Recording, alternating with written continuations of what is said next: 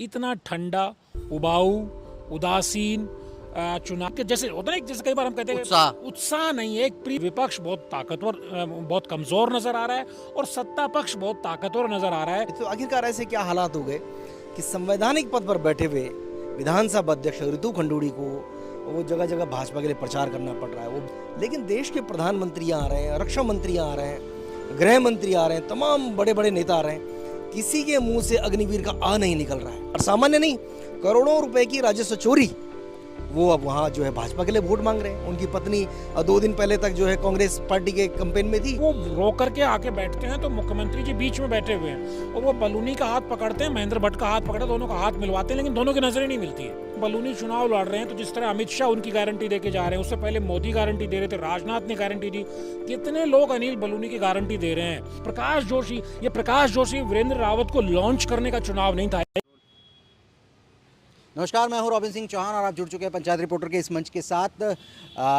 चुनावी प्रचार थमने को है और माहौल क्या है इस समय उत्तराखंड की 5 लोकसभा सीटों पर, इस पर चर्चा करने के लिए मेरे साथ 2 वरिष्ठ पत्रकार उत्तराखंड के इस समय मौजूद हैं। पहले मेरे साथ गजेंद्र सिंह रावत जी हैं, जो कि वरिष्ठ पत्रकार हैं, सामाजिक मुद्दों पर लिखते हैं, बोलते हैं, सोशल मीडिया में एक्टिव रहते हैं, अपने तीखे अंदाज के लिए वो जाने जाते हैं। दूसरी तरफ पवन लालचंद जी मेरे साथ हैं, एक लंबा अनुभव इलेक्ट्रॉनिक मीडिया का उनके पास है और बहुत महत्वपूर्ण पदों पर वो रह चुके हैं। तो पवन जी, मैं सबसे पहले आप ही से शुरुआत कर लेता हूं कि 2019, 2014 और अब ये वाला जो चुनाव है, माहौल जो है, कैंपेन जो है अलग अलग पार्टियों का और माहौल जो चुनावी माहौल है, क्या अंतर आपको समझ में आ रहा है? देखिए, 2014 में चुनाव था, अब वो चाहे मोदी जी के नाम पे चुनाव कहिए या 2019 में फिर जिस तरह से जो जम्मू कश्मीर में एक दुखद घटनाक्रम हुआ, जिस तरह से उसके बाद माहौल जिस तरह देश में बना, 2024 के चुनाव में, अगर मैं 2004 से लोकसभा चुनाव देख रहा हूँ, अगर लोकसभा चुनाव की बात करें तो इतना ठंडा, उबाऊ, उदासीन चुनाव, इसे सिर्फ ये नहीं कहेंगे साइलेंट वोटर वाला, मैं समझता हूँ कोई कहीं पे कोई एक जैसे होता है ना, जैसे कई बार हम कहते हैं उत्साह नहीं है। एक प्री स्क्रिप्टेड सा लग रहा है कि शायद एक जगह वोट लोग डालेंगे, ज़्यादा लोग वहाँ डालेंगे, एक पार्टी चुनाव जीत जाएगी, विपक्ष जैसे सड़कों पर मर रहा हो, पसीने बहा रहा हो, भागदौड़ कर रहा हो, नज़र नहीं आ रहा, प्रत्याशी अपने इस तरीके से कोई दम लगा रहा हो एक आध सीट को छोड़ करके, वो नज़र नहीं आ रहा। पार्टियों के होर्डिंग, डंडे, गली मोहल्लों में शोर शराबा कुछ नहीं, थोड़ा सोशल मीडिया पर हल्ला गुल्ला है। तो कुल मिलाकर के अपने तरीके से इस चुनाव की बाद के आने वाले वक्त में समीक्षा होगी तो इस नज़रिए से भी होगी कि चुनाव बहुत ही उबाऊ चुनाव था, जर्नलिस्ट के नज़रिए से भी और राजनीतिक दलों में भी। मैं दोनों पार्टियों के कार्यालयों में भी अक्सर जाता रहता हूँ, कोई ख़ास किसी तरह का चुनाव, जैसे चुनाव का मतलब था शादी जैसा माहौल होना, आप ये करिए वो करिए, कहीं पे डिजिटल टीम चल रही है, कहीं पे कुछ छपाई के लिए कुछ हो रहा है कि यहाँ पे पंपलेट छपवाइए, ये पंपलेट में गलती है, ये कार्यकर्ता हल्ला कर रहे हैं कि हमारे नेता का सम्मान नहीं हुआ। ऐसा इस बार कुछ नहीं है, एक मोनोटोनस वे में चले जा रहे हैं। बीजेपी के लोगों को लगता है कि हमारा अपर हैंड है मोदी के नाम पर, कांग्रेस के लोगों को लगता है कि हमारे लिए कठिन वक्त है। अमूमन ये होता है, प्रत्याशी ये मानता है कि लोकसभा चुनाव का मतलब है कि 14 विधानसभा क्षेत्रों में मैं अपनी ब्रांडिंग करूं, मैं नेता के तौर पर अपना प्रोजेक्शन करूं, जो बॉबी पवार ने, गणेश गोदियाल ने जरूर किया है। अपवाद हैं 2 चेहरे, वरना मोटे तौर पे कहीं आपको ऐसा नजर नहीं आएगा। बीजेपी के प्रत्याशी भी प्रधानमंत्री नरेंद्र मोदी का फोटो लगाएंगे, उसमें बड़ा फोटो प्राइम मिनिस्टर का होगा, छोटा फोटो उनका होगा और उस पर लगाएंगे प्रधानमंत्री को तीसरी बार प्रधानमंत्री बनाना, यानी नरेंद्र मोदी को तीसरी बार प्रधानमंत्री बनाना है। तो मुझे लगता है कार्यकर्ताओं में भी मैसेज है, जो बीजेपी का कार्यकर्ता है उनको लगता है कि भाई प्रधानमंत्री मोदी के नाम पर हमें वोट डालना है, और जो विपक्ष का कार्यकर्ता है वो जो जिस तरह संसाधनों का अभाव कहिए या प्रत्याशियों का गलत चयन कहिए या दूसरी परिस्थितियां कहिए, वो थोड़ा सा हताश और निराश है, उसमें वो जोश नहीं है। वो एक रस्म अदायगी के तौर पर 19 तारीख की वोटिंग का वेट कर रहा है कि 17 तारीख की शाम 5 बजे ये प्रचार थम जाए और उसके बाद 19 तारीख को वो वोट डाल दे। तो ये बहुत सारे रीजन है। विपक्ष बहुत ताकतवर, बहुत कमज़ोर नज़र आ रहा है और सत्ता पक्ष बहुत ताकतवर नज़र आ रहा है। इसलिए जो स्पिरिट होती है आपस में लड़ने की, जो 2 पहलवानों को लड़ने की जो स्पिरिट होती है कि एक 19 एक 21 हो सकता है, लेकिन वो लड़ लेते हैं, लेकिन ये अंतर बहुत नज़र आ रहा है। उसके कारण बहुत सारे हैं। रावत जी, आपसे जानना चाहूँगा कि ये जो पवन जी ने अभी जो बात कही, वो तो संगठन के रूप में, कैंपेनिंग के रूप में एक वो डिफरेंस उन्होंने बताया। मैं माहौल, लहर और अपर हैंड किसका है, क्या है, उसके अंतर में वो अंतर आपसे जानना चाहूँगा कि जो 2019-14 में लहर देखी गई थी, क्या वो महसूस कर रहे हैं आप, या विपक्ष ज़्यादा स्ट्रांग हुआ है, या मुद्दे ज़्यादा हावी चल रहे हैं, हिंदू मुस्लिम कम है, वो क्या माहौल आप देख रहे हैं इसमें? आपने जितने साल से पत्रकारिता की हुई है, जो जितने समय से हम पवन जी लोग जो भी समझ रहे हैं पत्रकारिता को, किसी ने भी आज तक इस देश के भीतर विधानसभा अध्यक्ष को किसी पार्टी के लिए वोट मांगते नहीं देखा। इस प्रदेश में पहली बार हो रहा है, एक नज़ीर बनेगा। आने वाले समय में ये इतिहास में लिखा जाएगा कि जब 2024 के चुनाव में भारतीय जनता पार्टी मैदान में थी और चारों तरफ मोदी की तीसरी बार की बात हो रही थी, मोदी की गारंटी की बात हो रही थी, प्रचंड लहर की बात हो रही थी, तमाम बातें हो रही थी, तो आखिरकार ऐसे क्या हालात हो गए कि संवैधानिक पद पर बैठे हुए विधानसभा अध्यक्ष ऋतु खंडूड़ी को वो जगह जगह भाजपा के लिए प्रचार करना पड़ रहा है। वो बैठकों में जा रही हैं, शक्ति केंद्रों की बैठक ले रही हैं, रोड शो उनके द्वारा किए जा रहे हैं। अमित शाह की बैठक में आपने उनको देखा, तमाम तरह से देख रहे हैं। तो क्या ये मान लिया जाए कि ये 2024 का चुनाव जो देवभूमि देख रही है, क्या ये मान लिया जाए कि संवैधानिक संस्था जिसके ऊपर कुछ सालों से बड़े सवाल हैं, ये सवाल इसलिए भी कि कुछ दिन पहले तक आप ईडी और सीबीआई को सुन रहे थे कि ईडी सीबीआई इनकम टैक्स भी चुनाव लड़ रहा है, लेकिन उससे और गंभीर बात थी जिस पीठ को लेकर बहुत बड़ा सम्मान रहता है और ये माना जाता है कि जो ये सदन है ये सिर्फ नियम कायदे कानून से नहीं चलता, बल्कि इसके लिए सबसे बड़ी परंपराएं होती हैं और इन परंपराओं को टूटते हुए हम इस चुनाव में देख रहे हैं। अभी कुछ दिन पहले आपने देखा कि अब भारत सरकार की बहुत बड़ी योजना है अग्निवीर। उस अग्निवीर योजना का सबसे बड़ा जो प्रभाव है इस उत्तराखंड में 1.5 लाख के करीब फैमिलीज़ हैं, 50,000 आज भी सैनिक हैं, लेकिन देश के प्रधानमंत्री आ रहे हैं, रक्षा मंत्री आ रहे हैं, गृह मंत्री आ रहे हैं, तमाम बड़े बड़े नेता आ रहे हैं, किसी के मुंह से अग्निवीर का आ नहीं निकल रहा है। लेकिन अगर लहर है और लहर का बहुत बड़ा कहर है और जो ये कहते हैं कि प्रधानमंत्री मोदी की गारंटी है, तमाम बातें, तो आप बताइए कि अभी 3 दिन पहले मुख्यमंत्री पुष्कर सिंह धामी का बयान आया। उन्होंने कहा किसी की भाजपा में ज्वाइनिंग नहीं होगी, स्क्रीनिंग होगी, जिस दिन आरक्षण की बात हो रही थी।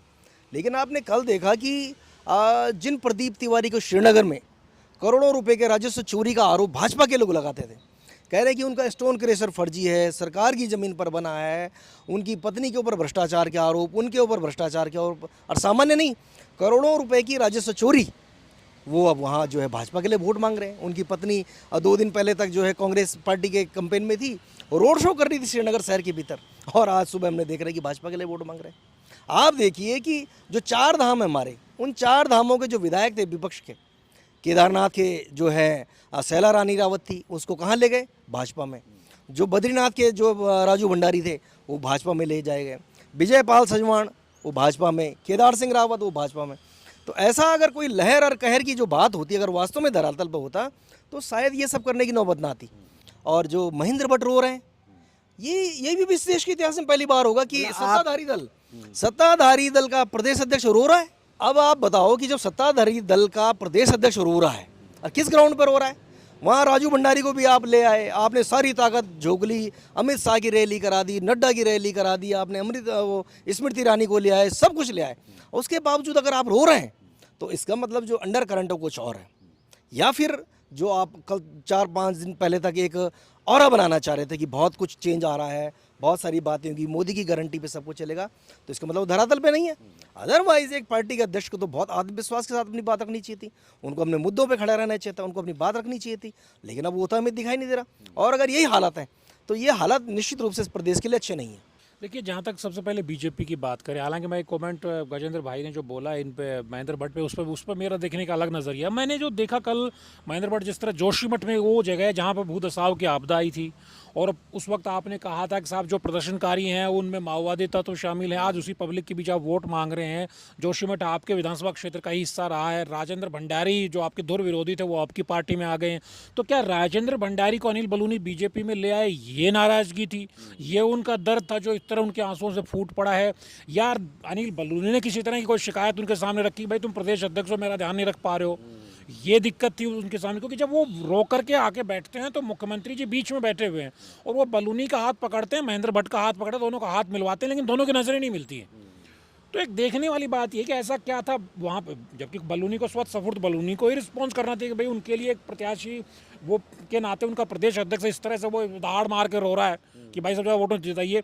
तो मुझे लगता है ये बीजेपी के भीतर के कुछ वो दरारें जो इस ऐसे मौक़ों पर नजर आती हैं। एक तो ये बात है वो धीरे धीरे खुल के भी आएगी कि महेंद्र भट्ट को रोना क्यों पड़ा, क्या दिखाना पड़ा उनको, क्योंकि बहुत सारे लोग ये कह रहे हैं कि भाई बलूनी चुनाव लड़ रहे हैं तो जिस तरह अमित शाह उनकी गारंटी दे के जा रहे हैं, उससे पहले मोदी गारंटी दे रहे थे, राजनाथ ने गारंटी दी, कितने लोग अनिल बलूनी की गारंटी दे रहे हैं। लोग ये भी देख रहे हैं गढ़वाल की सीट पर तीरथ सिंह रावत की टिकट कटवा के अनिल बलूनी आए हैं।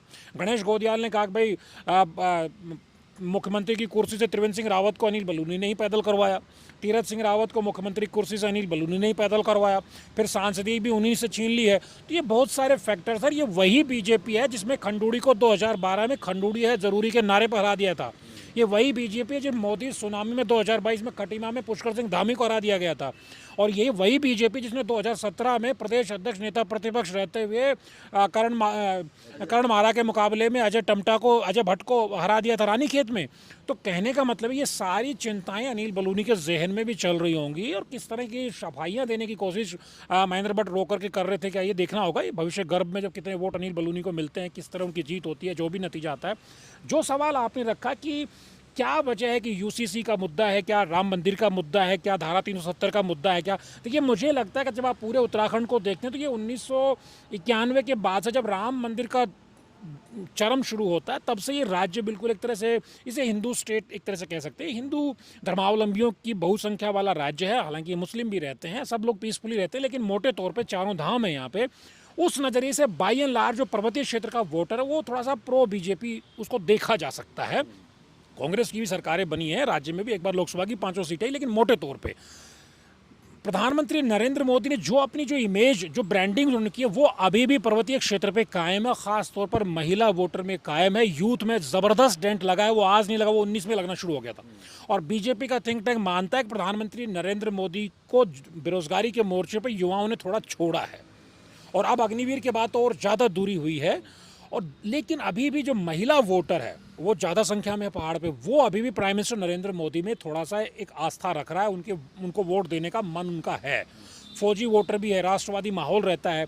इस बार वो कितना अग्निवीर के नाम पे डेंट लगेगा देखना होगा, क्योंकि जो प्रत्याशी सबसे मजबूती से लड़ रहे हैं गढ़वाल पे, गणेश गोदियाल, वो इन सबको मुद्दा बना रहे हैं। तो फिर अंकिता और अग्निवीर कितना इम्पैक्ट डालते हैं ये सब हमें देखना होगा। जहाँ तक जब विपक्ष की बात करें तो मुझे, हालांकि एक पत्रकार के नाते हमारा तो ये धर्म होना चाहिए कि हम विपक्ष को एक स्टेप ज़्यादा स्पेस दें, क्योंकि उसके पास सरकारी संसाधन नहीं होते हैं। उनको पत्रकारों के नाते हमें थोड़ा स्पेस ज़्यादा देना चाहिए ताकि उनकी बात मुखरता से आ सके जनता में।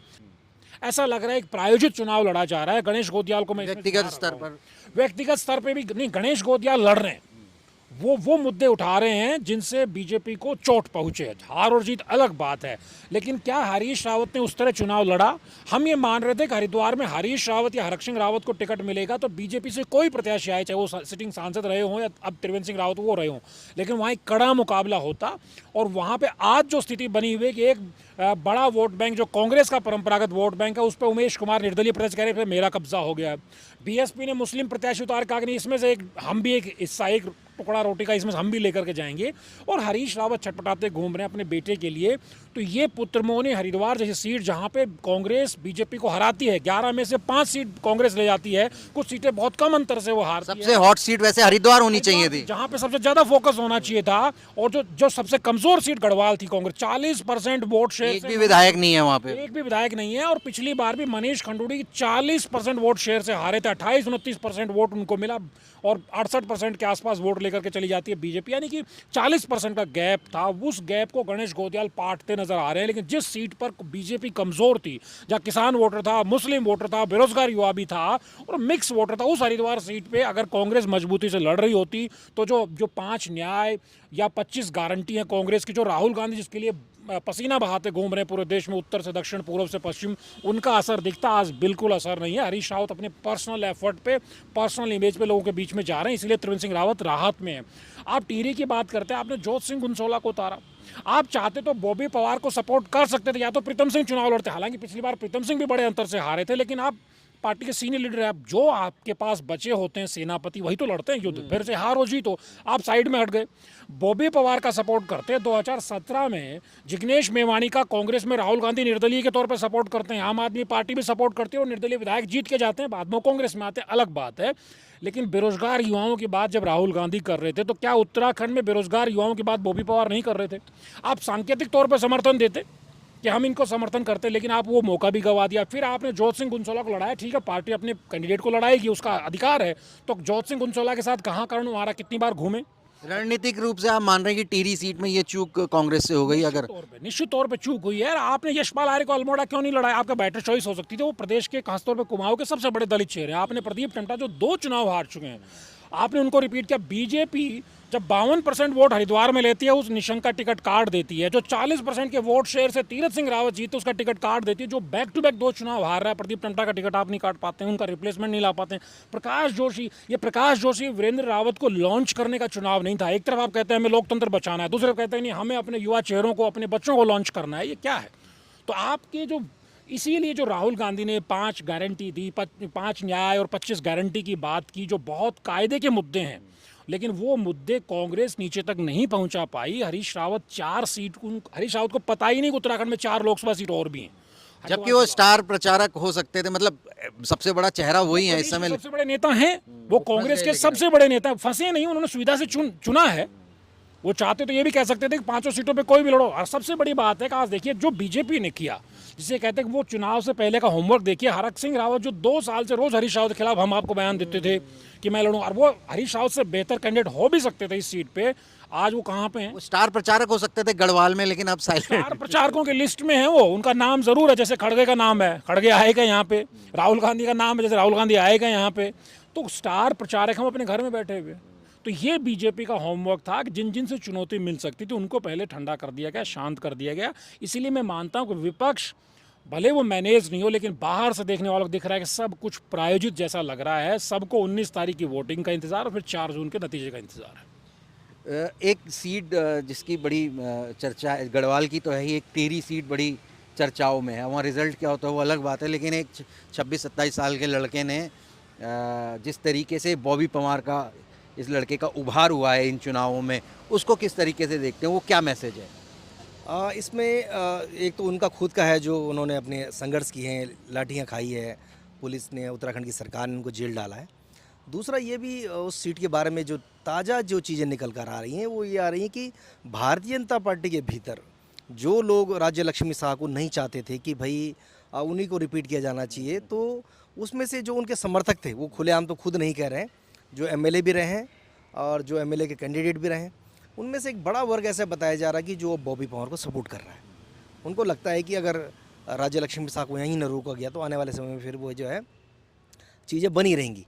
और इस सीट पर जो कांग्रेस की जो दुर्गति है, उस दुर्गति का सबसे बड़ा जो चेहरा है उनका नाम प्रीतम सिंह है। जब आप 2019 में कैंडिडेट थे और आप 2024 की शुरुआत तक भी घूम रहे थे, सब बातें हो रही थी, और अचानक से आप कहते हैं कि मैं चुनाव नहीं लड़ूंगा। इसलिए नहीं लड़ूंगा कि करण मारा ने आपसे बात नहीं करी जब संगठन बनाया जा रहा था। तो ये जो फेल्योर है, ये प्रीतम सिंह का फेल्योर है, करण मारा का फेल्योर है। लेकिन ये मैसेज क्या है? क्या ये मैसेज बॉबी पवार का उभार हो, इधर गणेश गोदियाल का फाइट मोड पे बिल्कुल जिस तरीके से वो लड़ रहे हैं, तो क्या ये दर्शाता है कि जो वो मोदी लहर थी जिस पर लोग चलते थे उसमें कुछ गिरावट आई है? वो ये संकेत देती हैं ये सारी चीज़ें? मोदी लहर है, इसको लेकर सबसे ज़्यादा बयान हरीश रावत के हैं। हरीश रावत ने बहुत ढंग से डिस्क्राइब किया कि मोदी जी बहुत बढ़िया काम करते हैं, उनकी नीतियाँ इस प्रकार इम्प्लीमेंट होती है, उन्होंने पहाड़ी टोपी को कैसे अडोप्ट किया, कैसे तमाम तरह की बातें। और हरीश रावत ने हो सकता है कि वो सीबीआई के प्रेशर में ये बातें कही हो, जो सीबीआई जांच उनकी वर्षों से चल रही है, वो स्टिंग वाली, इसके कारण कही हो। लेकिन जो फाइनली ये बॉबी वाला और जो आपने गोदियावाल वाला इशू किया, ये दर्शाता है कि जो पहाड़ के लोग हैं उनके अंदर जो स्वाभिमान की बात सिर्फ पहले बहुत ज़्यादा लोगों तक नहीं थी, उन्होंने भी समझा होगा कि इन कठिन परिस्थितियों में जब एक तरफ सीबीआई और ईडी का जोर है, लगातार लोगों को दूसरे दल के लाके लोगों को अपने दल में शामिल करवाया जा रहा है, इस दौर में भी कुछ रीड वाले लोग हैं और निश्चित रूप से ये आने वाले अगर एक बेहतर विकल्प दिया जाए तो जनता चुनती है उनको, मतलब उनके साथ खड़ी होती है। अगर ऐसा ना होता तो 543 सीटें सारी की सारी ये क्यों नहीं जीत जाती? और ये क्यों नहीं कह रहे जो बीजेपी के जो कैंडिडेट हैं वो एक बार भी नहीं कह रहे हमें वोट दीजिए, वो हर बार कह रहे हैं मोदी जी को वोट दीजिए। उनका आत्मविश्वास डोला हुआ है और वो सिर्फ मोदी नाम की जो माला वो जप रहे हैं उससे वो वोट पाना चाहते हैं। कांग्रेस वहाँ कमज़ोर हुई है, जो भी इशूज़ नए डेवलप हुए हैं उस चुनाव से ठीक पहले भाजपा कांग्रेस के लोग वहाँ पर एक सीडी चला रहे थे उमेश कुमार की। वो लोग एक जो है एफआईआर की कॉपी दिखा रहे थे कि उस व्यक्ति के ऊपर दिल्ली में रेप का मुकदमा चल रहा है। तो जो लोग सोशल मीडिया में चौराहों पे, चौक चौराहों पे कल वो बातें कर रहे थे, प्रेस कॉन्फ्रेंसेस हो रही थी, वो सीडी दिखाई जा रही थी और वो वही वाले जो मुकदमे की बात हो रही थी कि इन पे इस प्रकार के मुकदमे चल रहे हैं। आखिरकार ऐसी क्या सेटिंग हुई कि उन लोगों ने वो एफआईआर की कॉपी चुनाव आयोग को नहीं दी? अगर वो चुनाव आयोग को बीजेपी कांग्रेस के लोग दे देते तो उमेश कुमार का तो नामांकन उसी दिन रद्द हो जाता। अगर यूं आकलन किया जाए तो हरीश रावत के सामने खड़ा होने वाला प्रदेश बीजेपी में कौन है? हरक सिंह रावत के सामने खड़ा होने वाला कौन है? अपनी सीट तो प्रीतम सिंह भी लंबे अंतराल से बचा रहे, बीजेपी में मदन कौशिक और कुछ लोग, कितने लोग हैं बीजेपी में जो अपनी ज़मीन को हर बार बचाए हुए हैं। प्रदेश के नेता जानते हैं कि उनकी सीमाएं क्या हैं। प्रदेश के नेता जानते नहीं होते तो बार बार राष्ट्रीय नेताओं को आकर के ठेका नहीं लेना पड़ता कि इस प्रत्याशी का जिम्मेदारी मैं ले रहा हूँ। ये क्यों कहना पड़ता है? गणेश गोदियाल ने कहा कि भाई राहुल गांधी मुझे नहीं चाहिए। प्रियंका गांधी की रामनगर में हुई तो कुमाऊं पूरा दोनों सीटें उधर की भी कवर हो गई, साथ में ये भी हो गया। यानी गणेश गोदियाल ने इलेक्शन को डिजाइन किया अपने कंधों पे, बिना संसाधनों के, सीमित संसाधनों के डिजाइन किया और जनता को आगे कर दिया। ये होता है जनता बनाम सत्ताधारी दल का चुनाव करना। ये चुनाव हरीश रावत ऐसा नहीं कर पाए। तो बीजेपी के नेताओं की, प्रदेश के नेताओं की सब लिमिट है, इसीलिए वो जानते भी हैं वोट इस देश में मोदी के नाम पे पड़ता है। ये बीजेपी के नेताओं को पता है। इसलिए कोई बीजेपी का नेता जिसने पिछली बार 3.5 लाख के वोट से जीते थे, अजय भट्ट, उनको भी गलतफहमी नहीं है। वो जानते हैं कि मोदी नाम के बिना वोट नहीं पड़ना है। लेकिन मतलब ये समझ में नहीं आ रहा है कि अगर मोदी के नाम पे वोट पड़ना है तो इन लोगों को लाके क्या फ़ायदा। कई नेताओं को तो पता ही नहीं लग रहा है कि मतलब दिनेश अग्रवाल, उनको लाके क्या फ़ायदा होगा। हाँ, मतलब ये एक नैरेटिव सेट करना है कि हमें मनीष खंडूड़ी को चुनाव से पहले तोड़ लेना, यानी कि जिन को तुम टीका लगाने वाले हो भाई ये अब अगले खिलाड़ी हमारे साइड से होंगे, उसको हम पहली रात में उठा ले जाएंगे। तो ये कार्यकर्ता को ये इसमें कामयाब रही बीजेपी। देखिए मनीष खंडूड़ी कोई बीजेपी का वोट ऐड ऑन नहीं कर रहे, दिनेश अग्रवाल भी ऐड ऑन नहीं करे। वहाँ विनोद चमोली ने दिनेश अग्रवाल को घर बिठा दिया अच्छे से, वो एक तरह राजेंद्र भंडारी घर बैठे हुए। राजेंद्र भंडारी थोड़ा मदद कर भी सकते थे क्योंकि वो वहाँ के चुने हुए विधायक थे। एक अलग बात है कि उनका इम्पैक्ट नहीं आया, लेकिन वो एक चुने हुए विधायक थे। चुने हुए प्रत्याशी को आप कैंडिडेट को आप तोड़ के लाते रहता है, एक सर्टेन वोट बैंक लेकर के वो आया था ना, वो अपनी पॉकेट में जीत के आया था। लेकिन दिनेश अग्रवाल, मनीष खंडूड़िया, कोई भी आओ का नारा, ये बेसिकली बीजेपी ने दिल्ली का डिज़ाइन किया हुआ था। ये यहाँ के प्रदेश के नेताओं की सोच वहाँ तक नहीं जाती है। वो यहाँ के नेता तो परेशान है। आप तो बीजेपी दफ्तर में चुटकुले क्या चलते हैं कि एक दिन आए तो जोत सिंह बिस्ट बैठे हुए थे, विजयपाल सजवाण बैठे हुए थे, मालचंद बैठे हुए थे, फलां बैठे हुए थे, दिनेश अग्रवाल के लोग बैठे वालों को कुर्सी ही नहीं तो मिली। लगा कि हम कांग्रेस दफ्तर में तो नहीं आ गए। तो वो उन नेताओं की सीमाएं हैं, उनकी अपनी लिमिट है। दिल्ली से अमित शाह डिज़ाइन करते हैं इस चीज़ को कि हमें ये मैसेज देना है जनता में भी, जिसमें वो कामयाब है। जो बात सबसे बड़ी बात आपने जो हरिद्वार को लेकर के भी बात की ना, देखिए हरिद्वार में उमेश कुमार तो लड़ाई लड़ रहे हैं क्योंकि समझिए कि वहाँ पे एक तरह से 3 वोट हैं, जो चाहे बीएसपी हो, चाहे फिर उमेश कुमार हो, चाहे कांग्रेस हो, वो एक खास तरह के ही सोशल फाइबर वाले वोट को तोड़ रहे हैं। तो उमेश कुमार बहुत बड़ा तुर्रमखा बनने के लिए मैदान में उतरे थे कि इस चुनाव से मैं 27 की रणनीति व्यू रचना बिछाऊंगा। लेकिन जिस तरह से हरीश रावत पीछे हट गए, बेटे को आगे कर दिया है और बीएसपी ने मुस्लिम कैंडिडेट कर दिया, अब उमेश के सामने चुनौती है कहीं वो चौथे नंबर पे तो नहीं चले जाएंगे। अगर चौथे नंबर पे चले गए तो 2022 में जो चैंपियन की पत्नी को हरा के जो उन्होंने माहौल अपना जो बनाया था, सियासी भोकाल बनाया था, उस पर भी एक तरह से बट्टा लग सकता है। क्योंकि वो 27 में सिर्फ कानपुर नहीं, कई सीटों पर रोल प्ले करना चाहते हैं, ये उनकी अपनी राजनीतिक महत्वाकांक्षा है। लेकिन अगर वो चौथे नंबर पे रह जाते हैं, जमानत जब्त अपनी करा लेते हैं, तो फिर हरिद्वार के ज़िले में जो उन्होंने देहात के क्षेत्र में जो अपनी पकड़ बनाई है, जो एक ऑरा क्रिएट किया है संसाधनों के जरिए, वो तिलिस्म टूट जाएगा। ये उमेश कुमार की चिंता है। अब जैसे सीटों की हम लोग बात कर रहे हैं, गढ़वाल और टिहरी और हरिद्वार सीट की हमने काफ़ी बात कर ली। अल्मोड़ा पिथौरागढ़ सीट है, उसकी कहीं चर्चा नहीं हो रही है, बहुत ज़्यादा कोई चर्चा नहीं हो रही है। दोनों टमटा वहाँ पे से चुनाव लड़ रहे हैं। क्या लगता है आपको कि क्योंकि एंटी इनकम्बेंसी अजय टमटा के खिलाफ भी थी, प्रदीप टमटा को दोबारा एक बार फिर से भरोसा जताया कांग्रेस ने, क्या लग रहा है उस सीट का माहौल आपको क्या समझ में आ रहा है, क्या होना है उसमें? वो सीट को कांग्रेस पार्टी उसी दिन बहुत बुरी तरह पिछड़ गई थी जिस दिन यशपाल आर्या ने हाथ खड़े कर दिए। मतलब जो यशपाल आर्या को भारतीय जनता पार्टी और कांग्रेस दोनों सरकारों में मंत्री रहे हैं, वो कांग्रेस पार्टी ने उनको अध्यक्ष बनाया, विधानसभा अध्यक्ष बनाया, 3 बार कैबिनेट मंत्री बनाया, तमाम पोजीशन पर दिया। तो वो कह रहे हैं कि मैं नहीं लड़ूंगा अल्मोड़ा से और मैं लड़ूंगा जो सामान्य सीट नैनीताल है। तो जिस पार्टी की अब इतनी कंट्रोलिंग अपने कैंडिडेट के ऊपर नहीं रह गई है, अपने नेता के ऊपर नहीं रह गई है कि वो नहीं बता पा रहे कि आपको वहाँ लड़ना है, बल्कि वहाँ ज़्यादा मजबूती से आप लड़ सकते हैं। तो एक तरह से जो है यशपाल आर्य ने ही वो अब भाजपा को मजबूती वहाँ प्रदान करी, ऐसा मेरा मानना है। ये जो पुराने छत्रप कांग्रेस के थे, जब तक इन्होंने इनसे पिंड नहीं छुड़ाया या फिर इनके लिए एक लाइन नहीं खींच दी गई कि भाई आप बहुत हो गया आपके लिए, या करण महाराव को नहीं बोल दिएगा कि भाई आप देहरादून में बैठ के जो है वहाँ जो है मथुरा दत्त जोशी और गरिमा दत्त सोनी जो प्रेस विज्ञप्ति छपवाने के अलावा आप कुछ नहीं करवा पाई 2 साल में, आपका कोई संगठन नहीं, कोई उपाध्यक्ष नहीं, सचिव नहीं, महासचिव कुछ नहीं है। करण मारा है, मतलब वन मैन शो के रूप में घूम रहे, 2 लोग वहाँ विज्ञप्ति बनाने के लिए लिखे हुए। करण मेहरा तो मेरे ख्याल से सिर्फ अल्मोड़ा पिथौरागढ़ के अलावा कहीं गए भी नहीं है प्रचार करने, या उधम सिंह नगर गए हो शायद। मुझे आपने उनसे पहले उनका बयान नहीं सुना शायद। वो कह रहे थे कि हरिद्वार से मैं दावेदार हूँ, मैं नैनीताल से दावेदार हूँ, और गढ़वाल में भी लोग मेरे को कह रहे चुनाव लड़ो। एक पार्टी का अध्यक्ष जितना सीजेंड होना चाहिए, जितना मुखर होना चाहिए, वो आदमी क्या करने जा रहा है पुष्कर सिंह धामी के पास बार बार 15-15 20 आ रही है, नमस्कार हो रही है। तो क्या किसी प्रदेश अध्यक्ष दूसरी पार्टी के हैं, उनको ये सब करने की जरूरत है? आखिर आपके ऐसे कौन से इंटरेस्ट है कि आप अपनी पार्टी के भी ध्यान नहीं रख रहे हैं? एक और महत्वपूर्ण सीट है नैनीताल उधम सिंह नगर की, और उसकी जो ज्योग्राफी है वो मुफीद बैठती है कांग्रेस के लिए। वो जातीय समीकरण हो, चाहे वो वोट के लिहाज से, तो लेकिन फिर भी वहाँ पर भी बहुत अच्छी स्थिति में कांग्रेस दिखाई नहीं दे रही है। देखिए, उधम सिंह नगर भी वो जिला था हरिद्वार के बाद जहाँ पे कांग्रेस को अच्छे वोट पड़े थे, और उस लोकसभा सीट पे भी उधम सिंह नगर जिले का वोटर ही डिसाइडिंग फैक्टर होता है। लेकिन जैसा गजेंद्र भाई ने कहा कि जब प्रत्याशी सरेंडर कर देंगे, यशपाल आर्य कह रहे को नैनीताल से लड़ लेंगे, आप नैनीताल से टिकट जैसे आपको मिलता है, बीजेपी इसको तुरंत कैंपेन करती है, साहब जनरल सीट पे आपने रिजर्व कैटेगरी से आपने उम्मीदवार लड़ा दिया, तो यानी कि वहीं से ही आपकी हार एक तरह से सुनिश्चित हो सकती थी। यही हाल नैनीताल वाली सीट पर भी है। अजय भट्ट उसी तरह से चुनाव लड़ते हैं, टोटली मोदी पे डिपेंडेंट है। वो जानते, रक्षा राज्य मंत्री रह के, पर्यटन राज्य मंत्री रह के आप पिछले 5 साल में उत्तराखंड के लिए क्या कर गए आप जानते, कुछ नहीं किया। मीटिंगों कॉन्फ्रेंसों में वो जाते रहे, रिबन काटते रहे, राज्य मंत्री के नाते यही काम होता है। तो लेकिन प्रकाश जोशी जो 2 विधानसभा के चुनाव लड़े, दोनों चुनाव हारे हैं। रीज़न ये है कि वो दिल्ली की राजनीति करते हैं। जैसे अनिल बलूनी बीजेपी में दिल्ली की राजनीति करते हैं, प्रकाश जोशी कांग्रेस में दिल्ली की राजनीति करते हैं। वेणुगोपाल आपको जानते हैं, राहुल गांधी आपको जानते हैं, दिल्ली के बहुत सारे लोग आपको जानते हैं। लेकिन क्या नैनीताल का जो जिला अध्यक्ष है वो कांग्रेस का आपको जानता है क्या, या आपको मानता भी है क्या?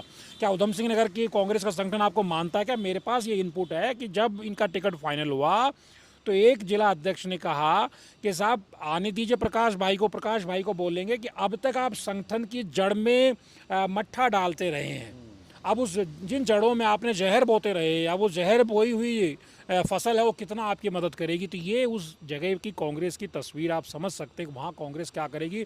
प्राइम मिनिस्टर की रैली पहली रुद्रपुर में ही करवाई गई है। आप जानते हैं कि पोलराइजेशन का जो वोटों का सांप्रदायिक ध्रुवीकरण होता है वो हरिद्वार और उधम सिंह नगर में ही होता है। और प्राइम मिनिस्टर ने, आप इंटरेस्टिंग चीज़ है जो हमारी चर्चा में सामने नहीं आई, कि प्राइम मिनिस्टर इस बार पहाड़ नहीं चढ़े। वो ऋषिकेश में रहे हैं, वो रुद्रपुर में रहे हैं, कि मैदानी क्षेत्रों से ही उन्होंने अपना चुनाव प्रचार किया। बीजेपी कहती है साहब इस बार हम कॉन्फिडेंट है, पहाड़ पूरा हमारी तरह है, हम हरिद्वार में और उधम सिंह नगर में कमज़ोर थे, यहाँ हमें चिंता थी, इसलिए हमने प्राइम मिनिस्टर की जो रैलियाँ हैं सर्वे करके यहीं पर डिज़ाइन करवाई, यहीं पर हमने करवाई, तो हमें उसका बेनिफिट मिला। लेकिन लोग इसको अग्निवीर के नज़रिए से देखते हैं कि शायद आप श्रीनगर जाते तो अंकिता भंडारी प्रकरण भी था, वहाँ लोग प्रोटेस्ट भी कर सकते थे, प्राइम मिनिस्टर की छवि को उस पर धक्का लग सकता था, क्योंकि केदारनाथ बद्रीनाथ को लेकर वो बहुत ज़्यादा सेंसिटिव रहते हैं, बहुत ज़्यादा ट्रैवल भी करते हैं, वहाँ पहुँचते हैं। तो मुझे लगता है कि बीजेपी ने जो कमज़ोर पॉकेट थी, चाहे वो हरिद्वार हो चाहे उधम सिंह हो, यानी दोनों लोकसभा सीटों पर बीजेपी ने काम किया। और कांग्रेस के जो मजबूत प्रत्याशी हो सकते थे, किसी भी वजह से वो बाहर चले गए, उसमें बीजेपी का दखल है या उनकी खुद अपनी कमजोरियां हैं।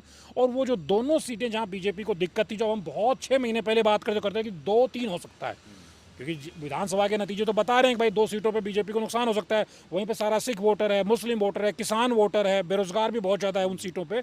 तो ये सीटें बीजेपी के खिलाफ जा रही थी, लेकिन वो सबसे सुरक्षित बीजेपी की सीटें बन गई हैं।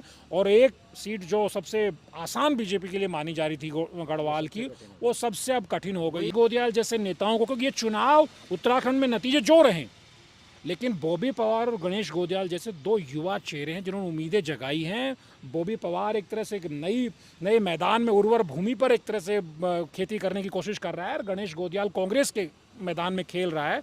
तो मुझे लगता है कि इस चुनाव के जब निष्कर्ष आएंगे 4 जून के बाद, जब हम बैठेंगे तो बात करेंगे। लेकिन 2 नेता ज़रूर सामने आए हैं, और कांग्रेस को देखना चाहिए उसे 27 में अगर पतझड़ में ही रहना है तो बात अलग है, वरना गणेश गोदियाल ने उम्मीद जगाई है कि चुनाव को स्थानीय स्तर पर कम साधनों में कैसे लड़ा जा सकता है। तो इस वीडियो को यहीं रैप अप करते हैं। उम्मीद है कि हमारे दर्शकों को समझ में आया होगा कि जो 5 सीटें हैं उत्तराखंड की, उनमें चुनावी माहौल क्या है। आप दोनों का बहुत बहुत धन्यवाद। तो फिलहाल इस वीडियो में इतना ही। नमस्कार।